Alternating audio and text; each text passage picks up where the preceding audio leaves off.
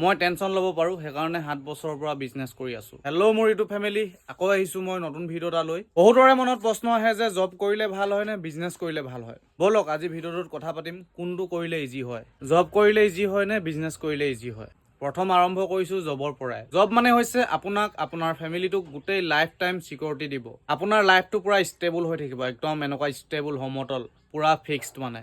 সদায় same routine, প্ৰত্যেক মাহৰ ফাৰ্ষ্টত বা মাহৰ লাষ্টত আপুনি ফিক্সড চেলাৰী পাবই। ন' টেনশ্যন, একদম টেনশ্যন নাথাকে। সঁচা কথা ক'বলৈ গ'লে আপুনি মাহটোত যদি 10 দিনো ছুটি থাকে আপুনি ফিক্সড চেলাৰী পাবই। বিন্দাছ লাইফ, টেনশ্যন ন'।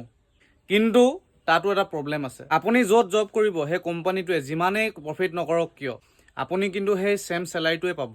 দৰকাৰ হ'লে আপুনি 8 ঘণ্টা কাম কৰক বা 12 ঘণ্টা কাম কৰক, কোনো ফৰক নপৰে। জব হৈছে এটা ছেফ ৰাস্তা বা ছেফ জোন, কিন্তু কেতিয়াবা আপোনাৰ ছেফ ৰাস্তা বা ছেফ জোনে আপোনাৰ লাইফটোক শ্ল' কৰি দিব পাৰে। কিন্তু বিজনেছ মানে হৈছে ৰিস্ক লোৱা, family pressure, consistency, hard work, failure হোৱাৰ ভয়, কাৰো ছাপোৰ্ট নোপোৱা, মানুহৰ কথা শুনা। আৰু আপুনি যদি ব্যৱসায় কৰিবলৈ যায় আপোনাৰ প্ৰথমতে লোকচান হ'বই হ'ব, 110%। কাৰণ আমি নতুনকৈ কিবা এটা ব্যৱসায় কৰিবলৈ গ'লে আমাৰ ওচৰত পইচা নাথাকে, কাৰো ছাপোৰ্ট নাথাকে, সাহস নাথাকে, ব্যৱসায়টো কেনেকৈ কৰিব লাগে সেইবোৰৰ ওপৰত আমাৰ একো আইডিয়া নাথাকে। যেতিয়া আপুনি নতুনকৈ ব্যৱসায় এটা কৰিব, যেতিয়া আপুনি নতুনকৈ দোকান এখন খুলিব, তেতিয়া কাষ্টমাৰ নহাৰ ভয়, কাষ্টমাৰ নহাৰ টেনশ্যন।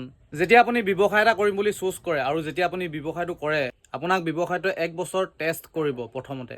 ব্যৱসায় কৰিলে বহুত শ্ল'লি গ্ৰ'থ হয়, কেতিয়াবা 2000, কেতিয়াবা 5000, কেতিয়াবা 500 টকা তেনেকৈও ইনকাম হ'ব পাৰে। মানে কোনো ফিক্স নাথাকে, আপুনি নাজানে যে আজি কিমান টকা ইনকাম হ'ব।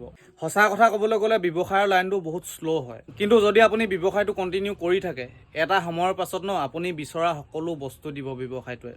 আপুনি যি বিচাৰিছিলে মনে, আপুনি যদি ছাকচেছ বিচাৰিছিলে ছাকচেছ দিব। আপুনি গাড়ী, ঘৰ, মাটি চব ল'ব পাৰিব ব্যৱসায়টোৰ পৰা। আপুনি যদি আজাদী বিচাৰিছিলে এটা সময়ত আজাদীও পাব। ইফালে জব কৰিলে কি লাভ হয় জানে? টাইমত চেলাৰী পাবই, ন' টেনশ্যন, ফেমিলিয়ে চিকিউৰিটি পাব। আপুনি যদি চাকৰি কৰে বা আপুনি চাকৰিত জইন কৰা এমাহ বা 2 মাহ হৈছে, আপুনি ভাত খাই থাকোঁতে আপোনাৰ ভাতৰ থালিত আহি কিনি বেংকে লোন দি দিবহি। পূৰা মেডিকেলৰ সুবিধা, ফিক্স টাইমিং, 8 ঘণ্টা ডিউটি নহ'লে 12 ঘণ্টা ডিউটি।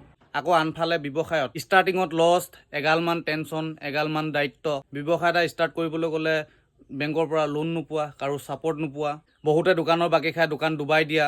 এইবিলাক টেনশ্যনৰ কাৰণে বহুতে ব্যৱসায় কৰিব নিবিচাৰে, সেইকাৰণে বহুতে জব কৰিব বিচাৰে। যদি আপুনি এইবোৰ প্ৰব্লেমক নিজৰ কৰি ল'ব পাৰে তেনেহ'লে আপুনি বিজনেছ কৰিব পাৰিব। যদি আপুনি টেনশ্যন ল'ব পাৰে তেনেহ'লে আপুনি বিজনেছ কৰক, মনে বিচৰা সকলো বস্তু পাব বিজনেছ কৰিলে। যদি আপুনি টেনশ্যন ল'ব নোৱাৰে তেনেহ'লে জব কৰক, ফিক্স টাইমিং, ফিক্স চেলাৰী, ন' টেনশ্যন। মই টেনশ্যন ল'ব পাৰোঁ, সেইকাৰণে 7 বছৰৰ পৰা বিজনেছ কৰি আছোঁ। আৰু আপোনালোকে কমেণ্ট কৰক আপোনালোকে কি কৰিব বিচাৰে, বিজনেছ ভাল পায় নে জব ভাল পায়। আজি ভিডিঅ'টো ইমানতে শেষ কৰিছোঁ। যদি ভিডিঅ'টো ভাল লাগিলে কমেণ্ট এটা কৰি দিব, আৰু যদি কিবা প্ৰশ্ন সুধিব বিচাৰিছে সুধিব পাৰে। আজিলৈ আহোঁ। জয় আই অসম।